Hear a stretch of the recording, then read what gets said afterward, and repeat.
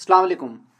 Break से पहले हम बात कर रहे थे शंघाई कोऑपरेशन ऑर्गेनाइजेशन की मेंबरशिप के बारे में, उसके गोल्स के बारे में और उसके डिफरेंट इंस्टीट्यूशंस के बारे में। शंघाई कोऑपरेशन ऑर्गेनाइजेशन बनाई क्यों गई थी? बुनियादी जो इसकी वजह है वो है ऑब्वियसली कोई भी स्टेट अगर किसी ऑर्गेनाइजेशन या किसी अलायंस का पार्ट बनती है तो उसकी रीजंस जो हैं वो उस स्टेट की स्ट्रेटेजिक कंपल्शंस या फिर उसकी इकोनॉमिक इंटरेस्ट हो सकती हैं। चाइना के केस में या रशिया के केस में या सेंट्रल एशियन जो स्टेट्स हैं, रिपब्लिक्स हैं, उनके केस में आपको पता है कि ये जियोग्राफिकली कंटिग्युअस हैं, एक दूसरे के साथ मिलती जुलती हैं। और फिर जो है जबकि यूनाइटेड स्टेट्स की तरफ से चाहे वो 2017 की नेशनल स्ट्रेटजी हो या फिर 2018 की नेशनल डिफेंस स्ट्रेटजी हो या जो है वो चाइना का यूएसए का न्यूक्लियर पोस्चर रिव्यू हो या फिर पिवट टू एशिया जैसी पॉलिसी हो या रीबैलेंसिंग की पॉलिसी हो, यूएसए ने जब चाइना को स्ट्रेटेजिक कंपेटिटर करार दिया और साथ ही लिटरेचर में ये बात इमर्ज हो रही हो कि जो नई ग्रेट गेम है वो सेंट्रल एशियन रीजन में खेली जाएगी, तो ऑब्वियसली जो उसकी पेरिफेरी में या जो उसके करीब जो नेबरहुड में कंट्रीज होंगे उनकी इंटरेस्ट भी डायरेक्टली लिंक्ड होंगे। तो इसी वजह से चाइना और रशिया इसमें इन्वॉल्व हो रहे हैं। तो न्यू ग्रेट गेम इसकी एक रीजन है। और पैसिफिक एशिया हो या इंडियन ओशन रीजन हो या फिर एशिया हो, वहां पर अब एक तरफ यहां पर आपने राइजिंग एशिया या एशियन सेंचुरी का कॉन्सेप्ट भी जहन में रखना है और फिर एशियन टाइगर चाइना को करार दिया जाना, इसको भी आपने जहन में रखना है। राइज ऑफ द ईस्ट जैसे कॉन्सेप्ट को आपने जो है वो जहन में रखना है। क्लैश ऑफ सिविलाइजेशन को भी आपने जहन, तो ये सारे मिलके वेस्टर्न थिंकिंग बन रही है और जवाब में ईस्ट की थिंकिंग बन रही है, जिसमें कम्युनिस्ट रशिया है या फिर जो है वो सोशलिस्ट चाइना है। तो न्यू ग्रेट गेम यूएस की इंटरेस्ट को पैसिफिक एशिया में कन्फ्रंट करना।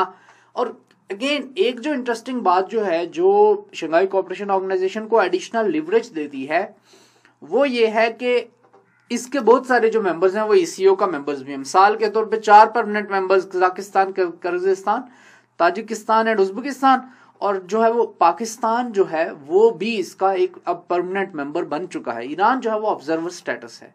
तो जो ईसीओ में है वो एससीओ में है।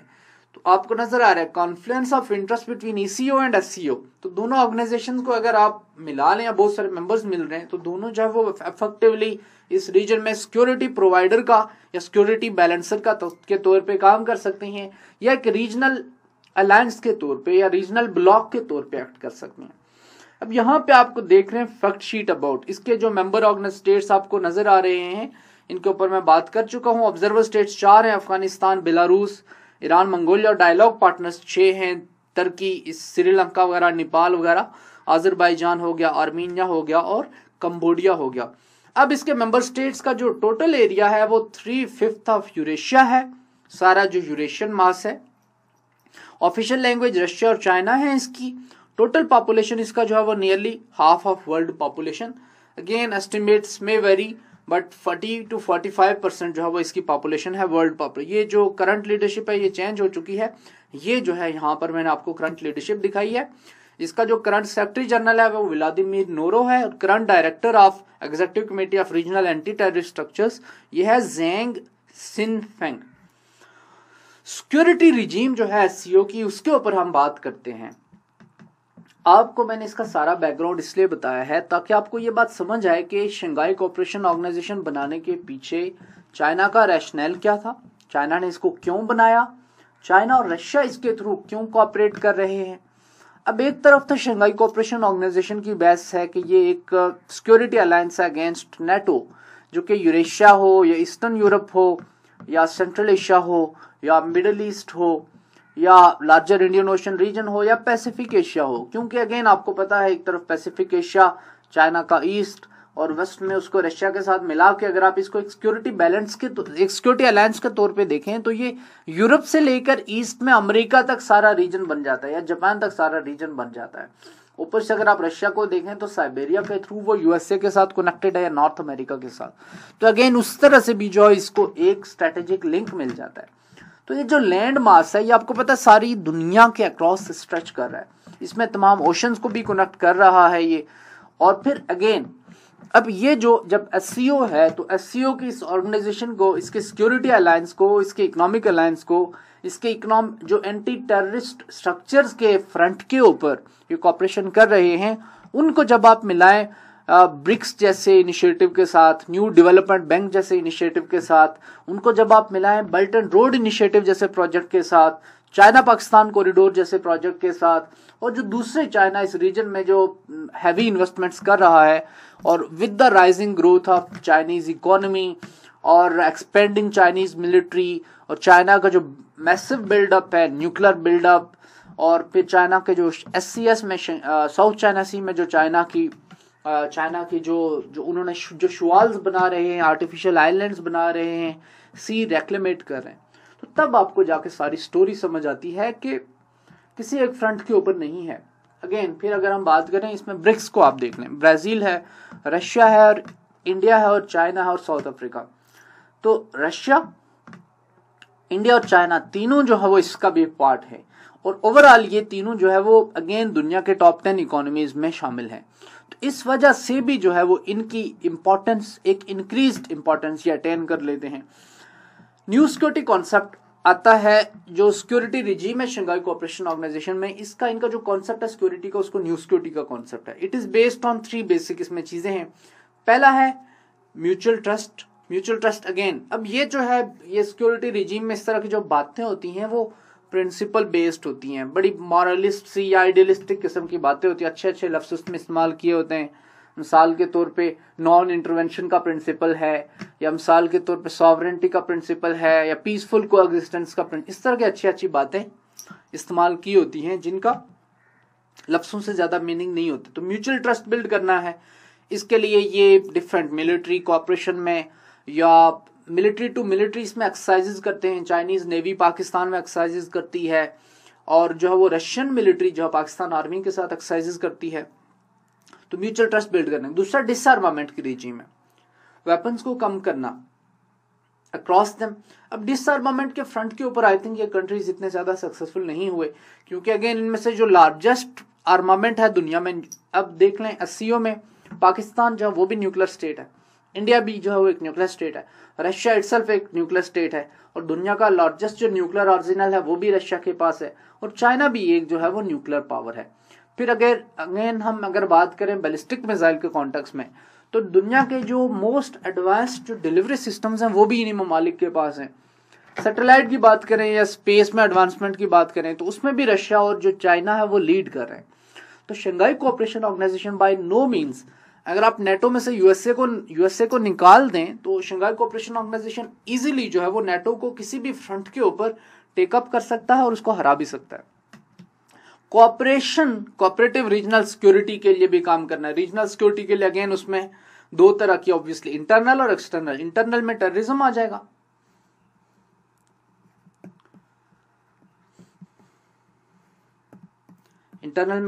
जाएगा, क्योंकि इस रीजन के अंदर टेररिज्म का थ्रेट बहुत ज्यादा, वो 3 मिनिसीज है उनके ऊपर मैं बात करता हूं।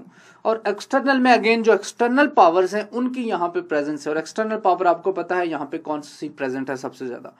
अब रशिया जो है, एक और बात थोड़ा सा आपको कंटेक्चुअलाइज करने के लिए, रशिया जो है वो SCO का पार्ट बनता है, पुतिन प्रेसिडेंट बनता है। इसी दौरान 2006-07 के बाद रशिया की जब रशिया का वो जो पोस्ट कोल्ड वार जो कॉन्फिडेंस रशिया का हर्ट हुआ था, हम उस कॉन्फिडेंस को रिविजिट होते देखते हैं जॉर्जिया के ऊपर अटैक के साथ, साउथ ईस्ट एशिया के ऊपर अटैक करना, उसके ऊपर रशिया ने कब्जा करना। 2014 में एक बिल्कुल नया टर्न नजर आता है, जब हमें पोस्ट कोल्ड वॉर एरा में तकरीबन 25-30 साल के बाद 2014 में 24 ईयर्स के बाद हमें पहली दफा रशिया जो है वो किसी कंट्री को एनेक्स करते हुए नजर आता है। अब दूसरी तरफ आप ये देखें कि इसी तरह से ईस्टर्न यूक्रेन में रशिया ने जो है वो जंग शुरू कर दी, और फिर हमने देखा कि 2017 में पुतिन ने डिसीजन लिया कि मैं मिडिल ईस्ट में भी इंटरवीन करूंगा। पुतिन जो है वो सीरिया के वॉर थिएटर में दाखिल होता है, रशिया सीरिया के वॉर थिएटर में दाखिल होता है, और सीरिया की जंग जो है वहां पे जो यूएसए और उसके जो अलाइड मलेशियाज थे वो जो जंग जीत रहे थे बशार अल असद के खिलाफ, उस जंग का जो है वो टाइड ही टर्न हो जाता है, और यूएसए और तमाम जो नेटो पावर्स हैं या यूरोपीय यूनियन की पावर्स हैं जो चाहते थे कि बशार अल असद की गवर्नमेंट जाए, क्योंकि वो प्रो यूएसए नहीं था, तो वो जो है वो जो बैलेंस ऑफ पावर है वो बशर अल असद के फेवर में टिल्ट हो जाता है रशिया के एंटर होने के साथ। अब आप इसके साथ ईरान को लिंक करें, क्योंकि ईरान भी एससीओ का मेंबर है। तो ईरान जो है यूएसए हो गया और इसराइल, इन दोनों का आपस में कनेक्शन है। टर्की आपको पता है कि एससीओ का भी जो है वो ऑब्जर्वर स्टेटस है उसके पास। टर्की को आप मिला लें, ईरान को मिला लें, चाइना को मिला लें और रशिया को मिला लें, तो एक रीजन में एक सिक्योरिटी अलायंस बन जाता है लूज सा। ईरान का इन्फ्लुएंस सीरिया में, ईरान का इन्फ्लुएंस इराक में, ईरान का इन्फ्लुएंस जो है वो लेबनान में, और ईरान का इन्फ्लुएंस जो है वो यमन में। अब ये सारा आपको जो है वो लार्जर इस रीजन में जो है वो पिक्चर क्लियर हो रही होगी कि किस तरह से ये अपने अलायंसेस या किस तरह से अपने ब्लॉक्स या सिक्योरिटी कोऑपरेशन के लिए जो है वो एटमॉस्फेयर को स्मूथन कर रहे हैं। और अगेन इसमें प्रॉक्सीज की इन्वॉल्वमेंट भी है, हर कंट्री दूसरे में करता है। चाइना जो है, मैंने आपको बताया था जब मैंने आपको स्ट्रेटेजिक जियो स्ट्रेटेजिक्स के ऊपर जो है लेक्चर दिया था, मैंने आपको बताया था कि चाइना जो है वो रशिया में सबसे बड़ा इन्वेस्टर है।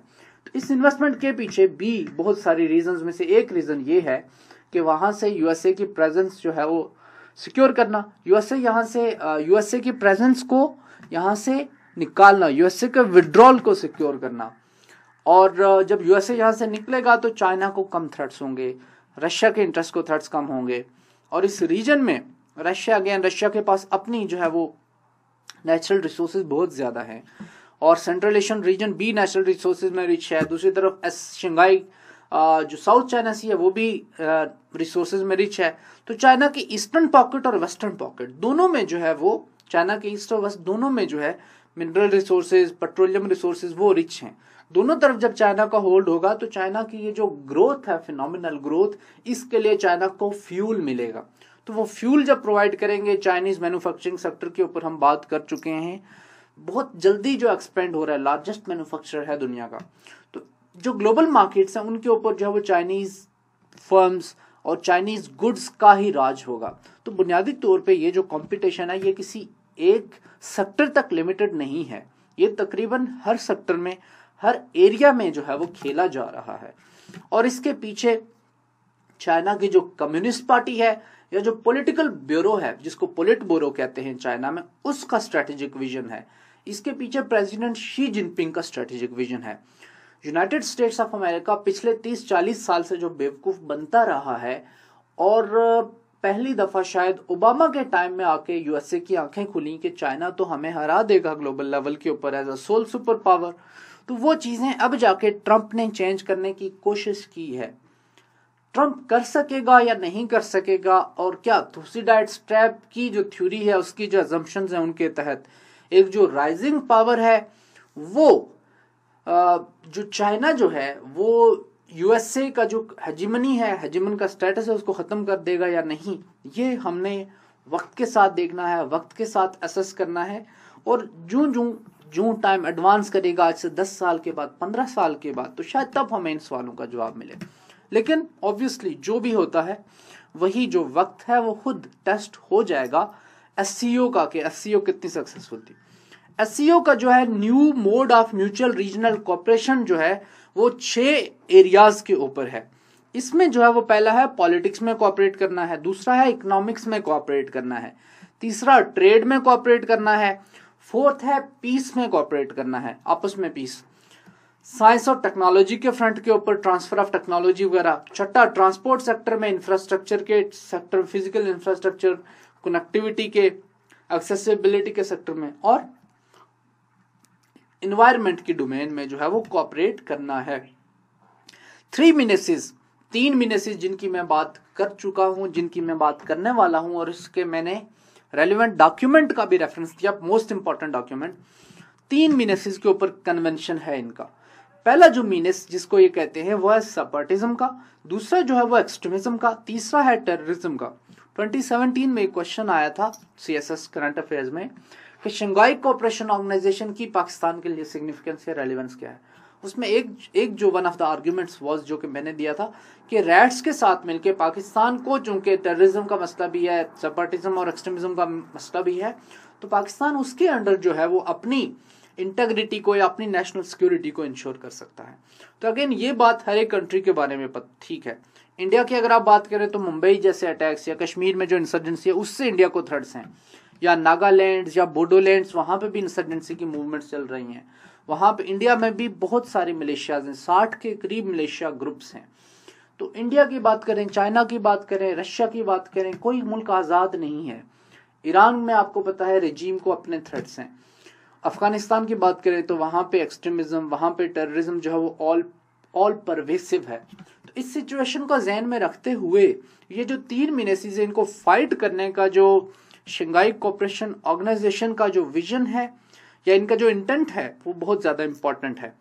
कर्बिंग नेशनलिस्ट सेंटिमेंट्स इन टर्किश, ऑब्वियसली चाइनीज के लिए जो मेन इसके पीछे जो सेंटिमेंट था वो था वहां की जो युगुर कम्युनिटी है उनको प्रोसिक्यूट करना, क्योंकि अब जो है वो यूएस से और जो वेस्टर्न ऑर्गेनाइजेशन हैं, एनजीओज हैं, transparency international, human rights watch की बात कर लें या एमनेस्टी इंटरनेशनल, तो एमनेस्टी इंटरनेशनल और ह्यूमन राइट्स वॉच दोनों कह रही है कि चाइना जो कुछ जिंजियांग में कर रहा है वो एक स्टेट का क्रैकडाउन है एक माइनॉरिटी के ऊपर।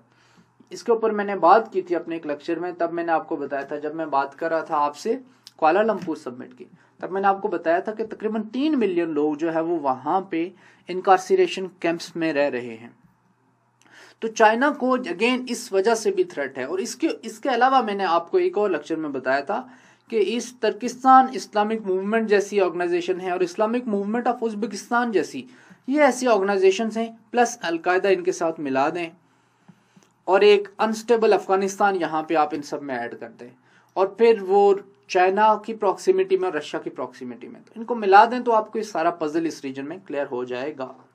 यहाँ पे अगर हम देखें तो टेरिटरी और पॉपुलेशन के हिसाब से इस डायग्राम में एक्सप्लेन करने की कोशिश की है। टेरिटरी जो है वो 30 मिलियन स्क्वायर किलोमीटर जो है वो एससीओ कंट्रीज की है और पॉपुलेशन जो है SCO member states have a combined population of 1.5 billion, a quarter of the world's population. Again 1.5 billion ये बहुत पुरानी है, ये पुरानी डायग्राम है। अभी जो इन कंट्रीज की अगर आप बात करें तो सिर्फ इंडिया की पॉपुलेशन आप उठा के देख लें तो वो 1.5 बिलियन के अराउंड पहुंचती है। तो अभी जो है वो एससीओ तकरीबन जो है वो दुनिया का आधी पॉपुलेशन जितना है। इसकी इंपॉर्टेंट डेट्स हैं, प्रेडिसेसर्स हैं, समिट्स हैं, यहाँ पे इसके इनलिस्ट किए गए हैं। 1 में हुआ है, 2 में हुआ है, 3 में हुआ है, 4 में हुआ है, तो समिट्स इसके वक्तन फक्तन होते रहे हैं। रीजनल सिक्योरिटी की पैराडाइम के ऊपर हम बात कर लेते हैं।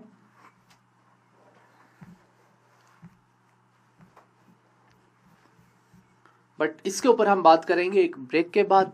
आपसे इजाजत चाहते हैं, अपना ख्याल रखिएगा, अल्लाह हाफिज, जल्द बात करें।